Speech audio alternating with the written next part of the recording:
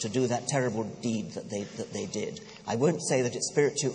You can easily say it's not my kind of religion. Of course it's not.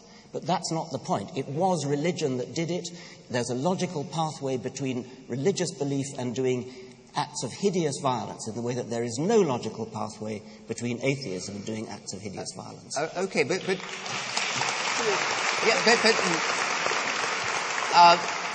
to be fair to the other side, Richard, many people who believe in religion believe that the very essence of religion is love for a fellow man, and therefore acts of violence are antithetical to everything that they believe about in religion. What's your response to them? Are they also tricksy or mad or Not at deluded? all. I mean, the great majority of religious individuals are delightful people who would never hurt a fly.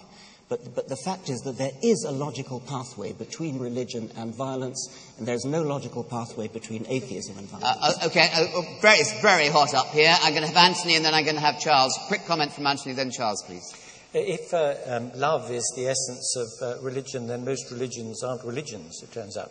Well, there is a very important point to be made about Stalin and Nazism. Stalinism, Nazism and Maoism, they share something in common with the great religions, and that is that they are monolithic ideologies that believe that they have the one great truth, and everybody's got to sign up for it on pain of punishment if they don't agree. They are formally and structurally very similar to one another. It's no surprise to me that Stalin spent his formative years as a would-be priest in a seminary. He would have learned from that a very important historical lesson about the way that you indoctrinate a people with ideas and get them to sign up for the great project, and if they don't, then they're heterodox in some way and they're going to be punished for it. So it's not really so much a question whether it's a religion or a totalitarian ideology. It's the structure of that kind of thing. What I think we are wanting to argue on our side is that people should think for themselves, choose for themselves, do so responsibly, respect their fellow human beings as individual human beings, and try to live thoughtfully on the basis of the evidence. Okay.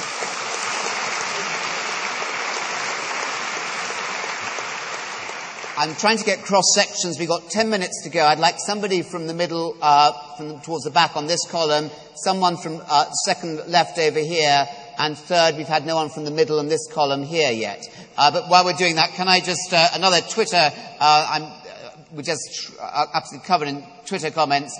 And this one here, by attacking Richard Dawkins, you are making a martyr of him. Why on earth do you do it?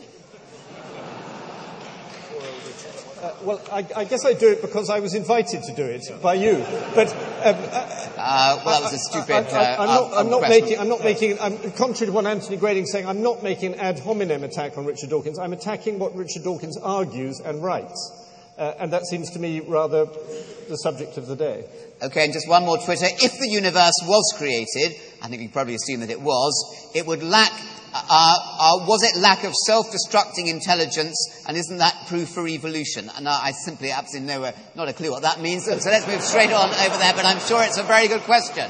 Let's take a question over here, please. Yep, lady, yes, excellent, lady first.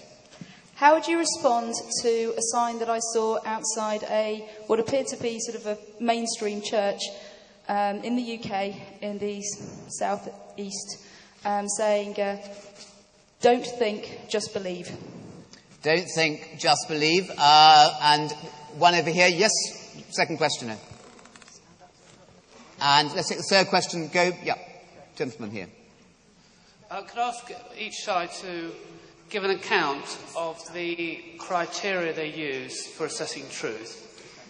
Okay. And then to justify that against the charge of fundamentalism. All right, and while we're doing this, and the third question is doing it, can we please make certain that you cast your votes? The votes, please. Everyone clear about the votes?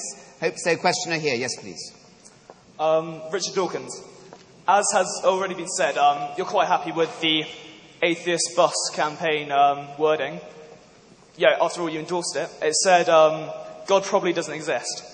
Now, I'm a bit sad. I brought a dictionary along with me, which suggests that someone of that point of view is an agnostic. Doesn't that mean that it's actually an agnostic bus campaign?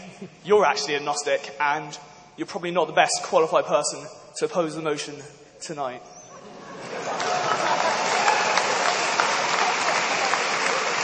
Excellent. Wonder what school you went to. Yes. Hello? Yep. And a questioner here. Please go ahead, gentleman in the aisle. A question about the nature of consciousness.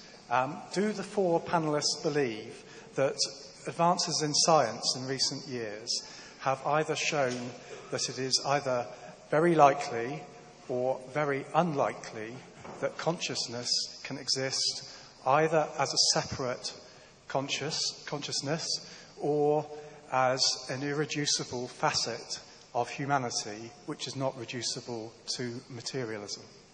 A question of infinite profundity about the nature of consciousness. And let's begin, I think, on this side, in fairness. Well, we've had about 6 excellent questions, but criteria for truth, very briefly, the total human experience, not just what we might derive from science, but our experience of beauty, our experience of conscious, our experience of human relationships. All this we put together and wonder what the heck it's all about. So it's the total range of human experience. Charles, well, what are you going to pick up on? I just wanted to say that I'm interested by the way these questions have gone, because it illustrates the problem we have with the whole of this debate, which is it's always a serious question that's impossible to answer. And indeed, when the serious question is raised, the chairman says, oh, that's very difficult, and let's go on to another one. The trouble, and this is why I worry about the fundamentalist atheists, is because what it is using the method of scorn in order not to have the argument.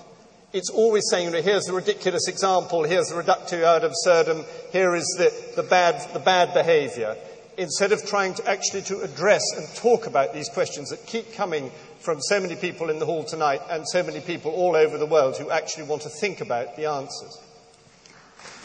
Okay. Thank you very much. I don't, in fact, think, Charles, I don't quite accept that, because I think you have had every chance to come back and answer at length. You haven't always chosen to do so. Are there any other of the questions that were asked in that batch that you'd like to come back on? I'm not complaining personally. I haven't been persecuted. I fear that the whole discussion about these issues is constantly misrepresented by the form that it takes and by the type of argument that sometimes comes from the atheist fundamentalists. Okay. Richard. Earlier on, Richard made a wonderfully telling point, I thought, when he said he'd never heard from a pulpit the remark on the balance of probabilities. Well, I can honestly say, I think I've read nearly all your books, I've never read the statement on the balance of probabilities there might not be a God. What about the bus campaign? I'll eat my words if you can point that. Well, I can. They're so definite.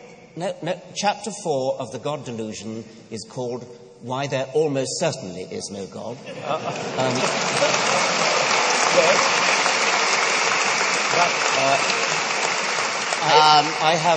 I have put forward a 7-point scale from 1 total certainty there is a God to 7 total certainty there is no God, and I place myself as a number 6.5. Chapter 4, verse 2, do you want to come back on that? Well, that's not quite the same as the balance of probability. It's almost certainly probable. It's not quite the same, the balance of probability. Well, if by that you mean we should be saying 50%, I'm certainly not happy to go for 50%. I think Can we just... You asked a very interesting earlier question about experience of atheism. I draw a distinction between intellectual atheism and experiential atheism. The kind of experience the poet Edwin Muir had once in a bus, when the human beings in front of him were suddenly stripped of any sense of being human. Now, I do think that is a totally devastating experience. You sometimes get it after a Samuel Beckett play. A wonderful playwright, but you suddenly feel human beings have been stripped of anything to do with the spirit. Now, actually, I think many religious believers go through that kind of experience of atheism, where the world suddenly seems totally devoid and empty of God. And it might have been that experience of Jesus on the cross, when he said, my God, why hast thou forsaken me? I think that sense of experiential atheism is actually much more disturbing than intellectual atheism.